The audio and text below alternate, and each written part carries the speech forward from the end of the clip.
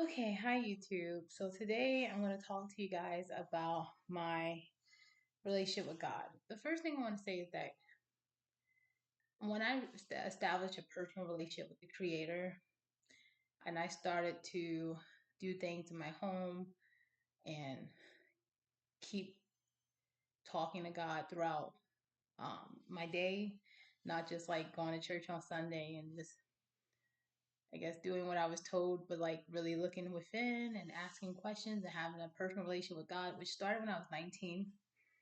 That's when I was listened to. Like God listened to me, um, provides me clarity and brings me warmth. So that's been my experience. God is always doing things that I'm unable to do for me, protecting me in ways that I is unfathomable. Like I can't even really go into detail about how protected I am, um, and on top of that, just feeling loved and like having that within me. And I had to establish a personal relationship with God outside of the church to really have that value and that love and appreciation for my life, my form, how I was crafted, and having that appreciation, obviously, for God that crafted me in the way that I've been crafted, that I am existing today, having that appreciation, having that self love, and appreciation for God, truly,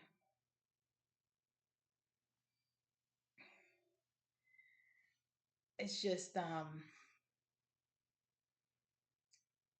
I don't know, I don't really know how else to explain it. It's just it took a personal relationship. I had to remove myself from church and from everyone, people that were adversarial to the church, people that were very dogmatic, very religious in the church. And I had to remove myself from all these people and isolate myself and then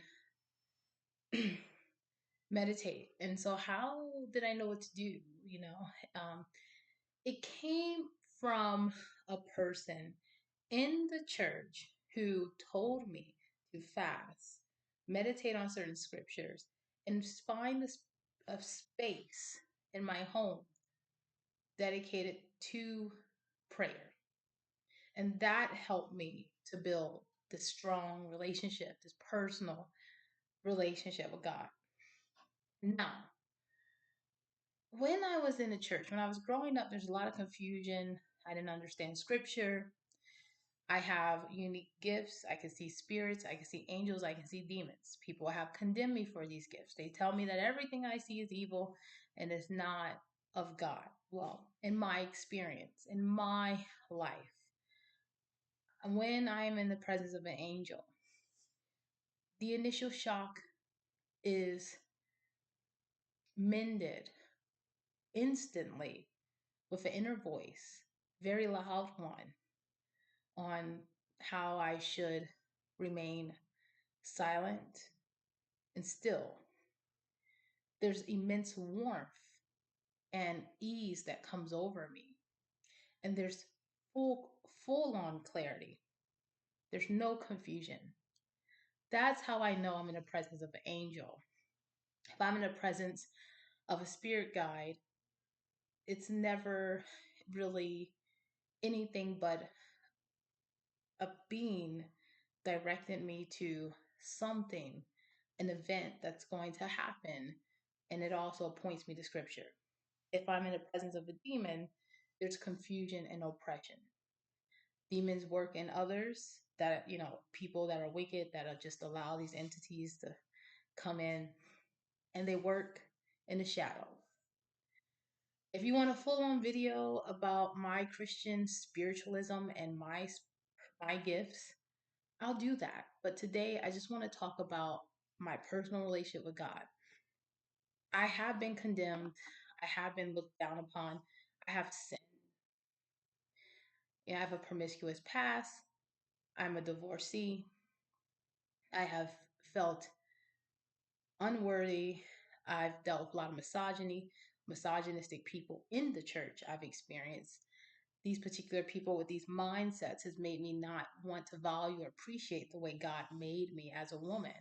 I felt ashamed and that I wasn't of any value or worth because of the type of hatred and discrimination that I experienced that came from a lot of these people in the church. I didn't know I was dealing with infiltration. There's wicked people that infiltrate the church, misconstrue what's written, and create a lot of confusion. And they push people away from God. When I realized, hey, God is clarity, God is love, God is warmth, and the adversary is not, it helped me to discern and know what I was dealing with. And I didn't know until I knew. Like, I didn't know until I started to get older that the church is a place. The true church, and I have to make it like I have to be distinctive about the true church and then the secular or the not secular, but the conventional church. Let's talk about the true church. Doesn't really look all that glamorous. It doesn't matter necessarily where it is.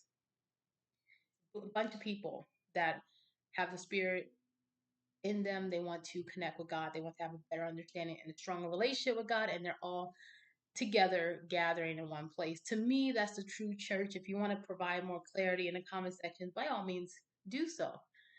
I'm still learning today. I think I'll be learning until I'm 99.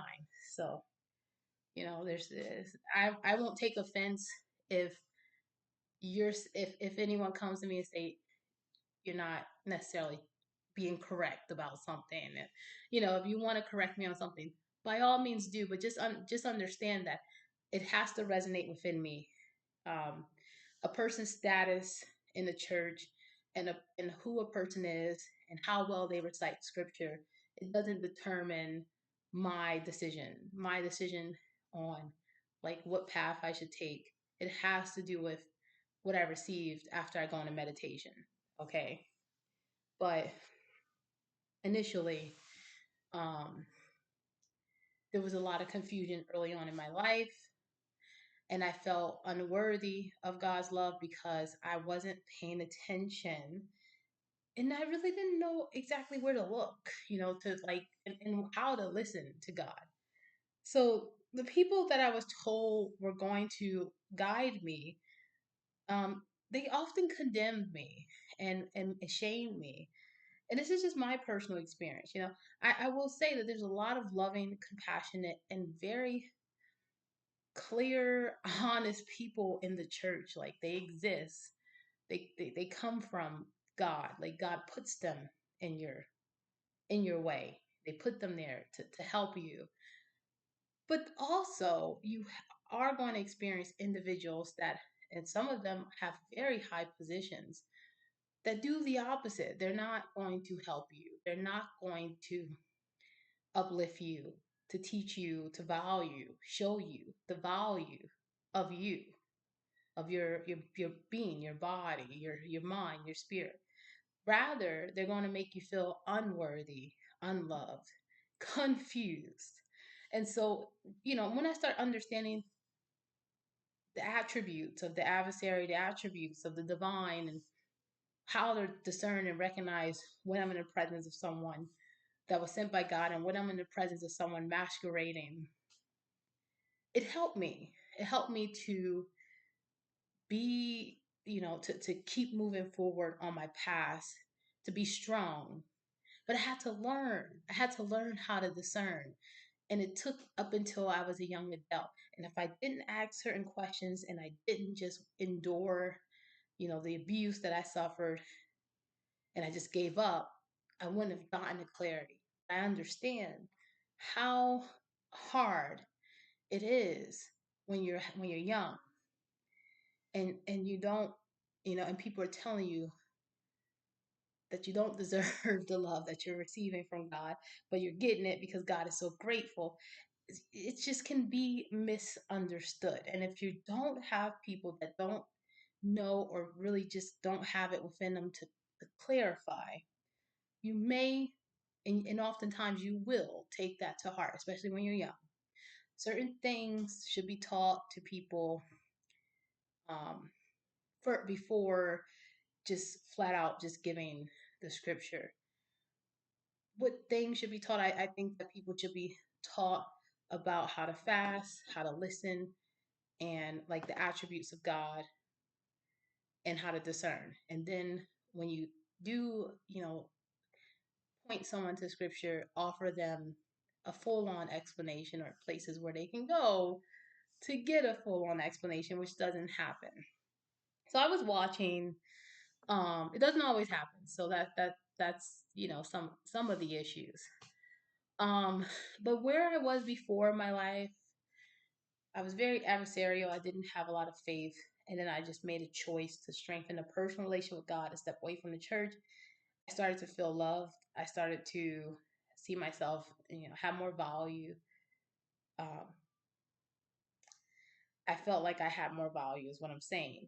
Um, the depression dissipated. The me wanting to not be alive, that dissipated. I actually remember confessing that I was struggling with depression and suicidal ideation as a teenager in my late teens. And I confessed this to a leader in the church, in the Lutheran church, um, in this neighborhood that I grew up in. I grew up in Southwest Philly. And I remember that person saying, pray for this young lady because she should feel this way, but she's not. She's feeling this way. And there were people in the church who were like, um, shame on you for feeling unworthy. Shame on you for not loving yourself enough. Like, and it's just like that. I don't care if you can explain it away onto why someone decides that it's rather than uplifting a person and pouring into them that they're going to continue to condemn them, that helps. You could try to explain it away all day. When someone's suffering, further condemnation and shame does not help at all. It's not even logical. It creates more confusion and it just brings them further down. So it made me not ever want to go up front and confess anything for years. Like it wasn't just like I think I'll just avoid that church. It was like it don't matter where I go, I'm not going up there no more. If I'm going to confess and be vulnerable and then be condemned and shamed when I'm being vulnerable and be abused, it's like I didn't understand what I was dealing with.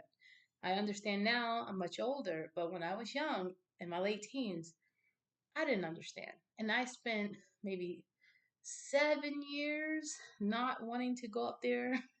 Anytime I would visit a church, I was like, "Yep, nope, not me, not happening because of that experience." So these agents, these people that are in the church and they use your most vulnerable moments and they use your weaknesses or whatever, your ignorance to their advantage, to take advantage, to cause harm, to rob you, violate you, even abuse you. These particular people are not of God, okay?